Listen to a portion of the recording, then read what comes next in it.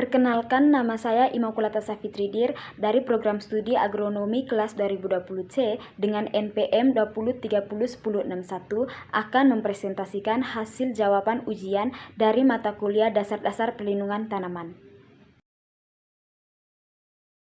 Yang pertama, kita akan menjelaskan tentang definisi perlindungan tanaman. Perlindungan tanaman merupakan cara atau upaya untuk mencegah OPT masuk ke dalam pertanaman dan juga cara atau upaya untuk pengendalian OPT yang sudah masuk ke dalam pertanaman. Yang kedua yaitu tujuan dari perlindungan tanaman. Tujuan dari perlindungan tanaman ini adalah untuk mencegah gangguan pada saat proses pertumbuhan tanaman yang kita budidayakan, sehingga tanaman yang kita budidayakan ini dapat menghasilkan tanaman yang berkualitas baik. Yang kedua, tujuannya adalah untuk mengurangi kekurangan hasil pada saat panen. Yang ketiga, untuk memperkecil terjadinya kerugian. Yang berikutnya adalah hakikat konsep dasar perlindungan tanaman. Perlindungan tanaman merupakan cara atau upaya kita untuk menjaga tanaman kita dari serangan OPT.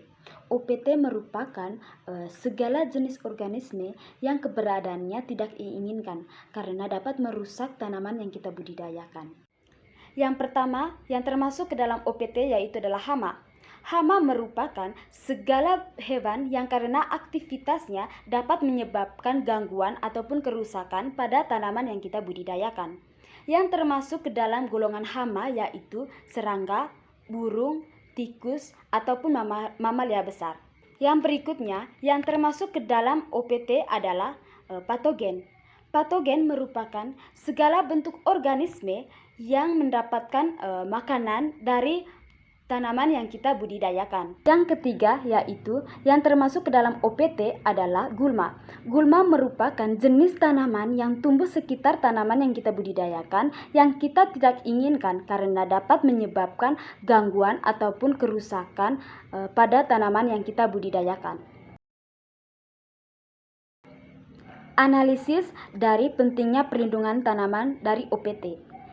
Perlindungan tanaman dari OPT ini memang sangatlah penting karena dapat mencegah kegagalan saat panen dan juga tanaman yang kita budidayakan itu akan menghasilkan tanaman yang berkualitas tinggi ataupun berkualitas baik.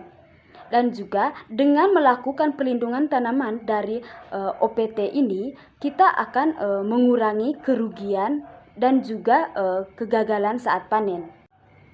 Seperti yang sudah dialami oleh masyarakat yang berada di daerah Tegal pada tahun 2020 lalu. Mereka mengalami kegagalan saat panen karena padi yang mereka budidayakan itu terserang oleh hama bereng hijau. Nah, itulah kenapa kita harus menjaga atau melindungi tanaman kita dari serangan OPT. Sehingga apa yang terjadi pada daerah Tegal pada tahun 2020 itu tidak akan terjadi lagi. Melihat begitu pentingnya perlindungan tanaman ini, maka ada beberapa hal yang harus kita lakukan atau yang dapat kita lakukan untuk melindungi tanaman kita dari serangan OPT. Yaitu yang pertama, sanitasi lingkungan tempat budidaya tanaman yang kita budidayakan. Yang kedua, memperhatikan cara ataupun dosis dari pemberian pupuk. Yang ketiga, yaitu mengatur jarak tanaman. Yang keempat yaitu kita harus melakukan rotasi tanaman. Dalam perlindungan tanaman juga kita dapat menggunakan bahan kimia. Namun dalam proses penggunaan bahan kimia ini juga harus dengan bijaksana. Karena jika kita menggunakan bahan kimia secara terus-menerus dapat menyebabkan kekebalan pada OPT yang dapat menyerang tanaman yang kita budidayakan. Yang pertama, kita akan menjelaskan tentang hama dan penyakit yang dapat menyerang tanaman perkebunan, khususnya tanaman kakao. Nah, ada beberapa hama dan penyakit yang dapat menyerang tanaman kakao. Salah satu hamanya adalah lalat buah. Lalat buah ini dapat menyerang buah kakao yang masih muda. Gejala yang muncul pada buah kakao yang diserang oleh hama lalat buah ini adalah warna dari buah kakao ini kuning dan pucat, buahnya kecil dan tidak mengembang dan juga lengket. Pengendalian hama lalat buah ini dapat dilakukan dengan cara sanitasi lingkungan dan juga memberikan musuh alami dari lalat buah ini. Musuh alami dari lalat buah ini adalah jamur dan juga semut hitam. Yang berikutnya adalah hama yang menyerang tanaman pangan, yaitu tanaman padi. Hama yang dapat menyerang tanaman padi salah satunya adalah hama penggerek batang.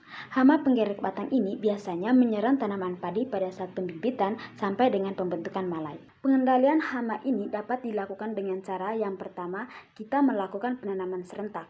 Yang kedua, dengan menggunakan pestisida secara tepat. Yang ketiga, kita juga dapat memberikan agen hayati.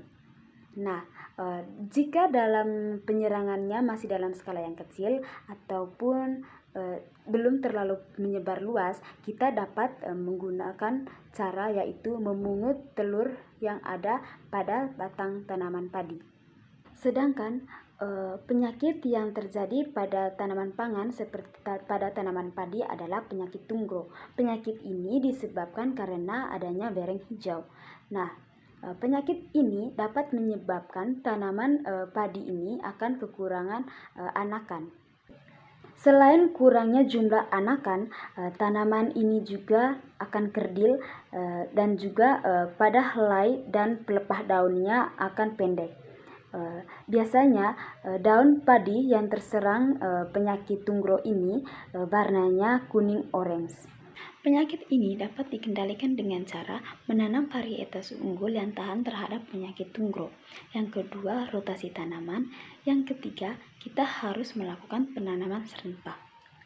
Selanjutnya adalah cabut batang tanaman yang sudah terserang penyakit tunggro dan kemudian membakar tanaman yang terserang penyakit tunggro tersebut. Jika tanaman sudah panen, maka jeraminya harus dibakar. Selanjutnya adalah hama dan penyakit yang dapat menyerang tanaman hortikultura. Tanaman hortikultura yang saya ambil adalah tanaman tomat. Nah, ada hama yang dapat menyerang tanaman tomat, yaitu satu adalah hama ulat buah. Hama ulat buah ini akan menyerang pada bagian daun, batang, dan buah pada tanaman tomat. Nah, jika diserang pada bagian buahnya, maka akan muncul gejala adanya lubang pada buah tomat, dan lubang itu lama-kelamaan akan menjadi busuk. Gejala yang akan muncul lagi pada tanaman atau buah tomat ini adalah pada daunnya akan lubang, dan hama ini akan menyerang pada batang yang masih muda. Cara untuk pengendalian hama ini adalah dengan sanitasi lingkungan dan juga dengan memungut ulat buah ini dan dibakar, dan yang ketiga adalah dengan menggunakan insektisida. Yang berikutnya adalah penyakit yang dapat menyerang tanaman tomat. Penyakit yang dapat menyerang tanaman tomat adalah adanya penyakit busuk daun. Gejala pada tanaman tomat yang diserang oleh penyakit busuk daun ini adalah warna daunnya akan berubah menjadi coklat hingga kehitaman.